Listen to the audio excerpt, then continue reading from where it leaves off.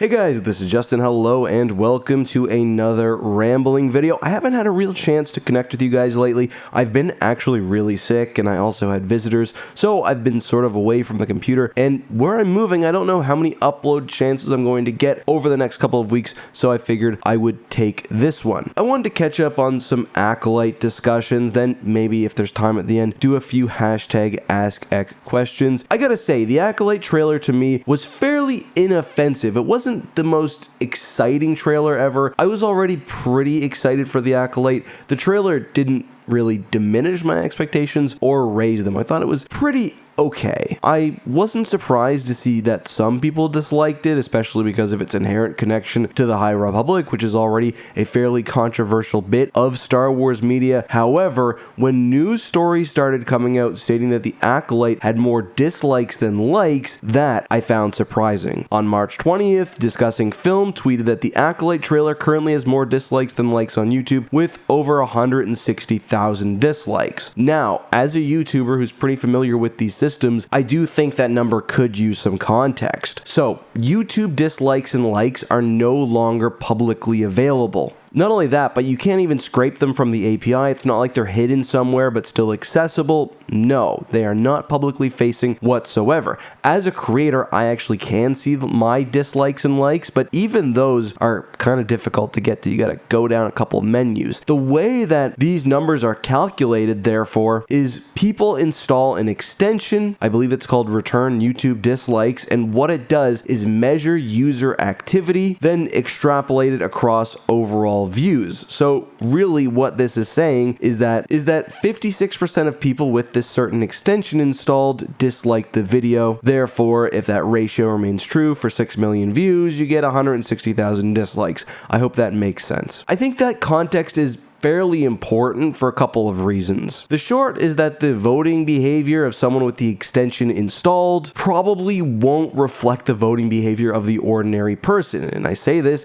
as someone who does have the extension. We're probably going to be more online and more keyed into both the positives and negatives of a particular show. It also means that numbers are more susceptible to not necessarily brigading, but overrepresentation of certain values. For example, most of my videos, my actual dislikes are pretty close to what the extension displays. For my Acolyte trailer breakdown, however, what was in reality about 5% dislikes was displayed as 15%. I think probably for big movie trailers, the gulf between reality and what's displayed is probably greater, but maybe not. Like, I'm also not trying to defend the Acolyte trailer, and I do know that there were a lot of people who genuinely disliked it. I will say though, it just does kind of suck that it's hard to be excited for something, even to be excited about the potential of it, when there is so much overwhelming negativity and controversy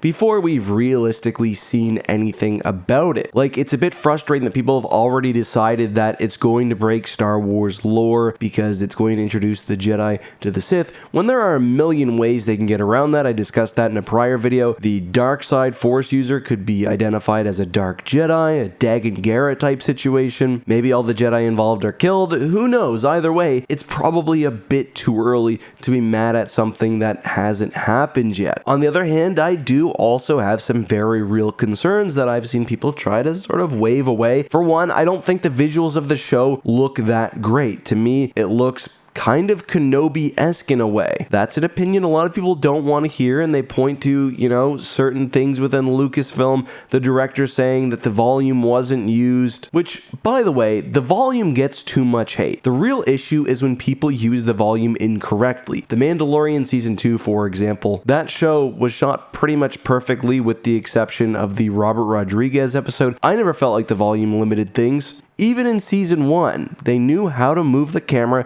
how to move the actors, so it wasn't obviously bad. Now every time something looks a little bland or the lighting looks off, whatever, it's blamed on the volume, which is just also another piece of discourse that I'm kind of tired of. You know, I could be wrong though. Like, I do feel like people are predisposed to dislike the show, whether it's because of the High Republic connection or because it's, you know, a major live action production in a time when a lot of people aren't happy with Star Wars. But as a comparison, my Bad Batch videos, they're always quite well liked. I find public response to that show is quite positive as well. Anyway, obviously we'll see how it works out. I'm going to be open-minded. It's not my most anticipated show, but I thought the trailer was pretty good, so I'll give it a fair shake. Either way though, the Acolyte is definitely going to be the center of the new culture battle for a while, so we'll see how that goes, but I do think it is going to be a tiring few months. Alright, so I said I'd do a few hashtag Ask At questions, so let's go. First comes from Half Praetorian, who says, so while watching this video, the video I did in Mount Tantus, I begin to wonder, are Filoni and Favreau steering the series back towards Legends by introducing Mount Tantus,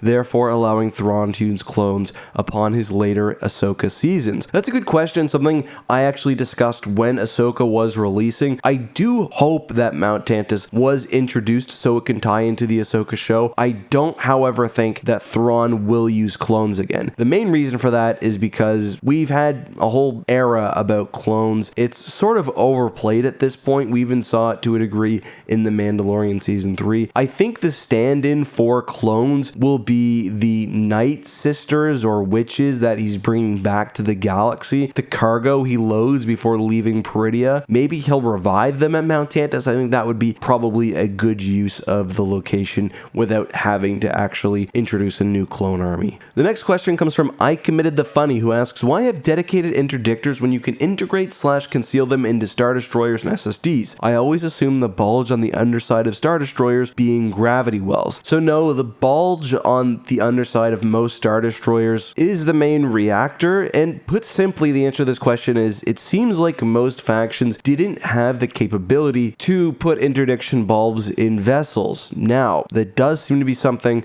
which changed with advancing technology. For example, we see the Eclipse Superstar Destroyer that had the interdiction bulbs, but that was obviously a very massive vessel. Later, New Republic ships like the Elagos Akla and the Mon Mothma also had hidden reactor bulges, so I guess it's something that was improved over time. It's probably the type of thing where the ship needed both so much internal space and a way to let off heat or energy that shape was simply the best one. Maybe for a time interdictors needed such power draw as well that there wasn't any point in trying to build an ordinary ship around it, but I don't know. The history of interdictors is interesting and might be a topic for a future video. But that's all I've got for today. Sorry for the more rambly and formal one. I just really wanted to get something out to communicate with you guys. If there's something you'd like me to talk about, let me know down below and I'll try to get it done for you. Until next time, be safe, have a good one. May the Force be with you. Bye-bye.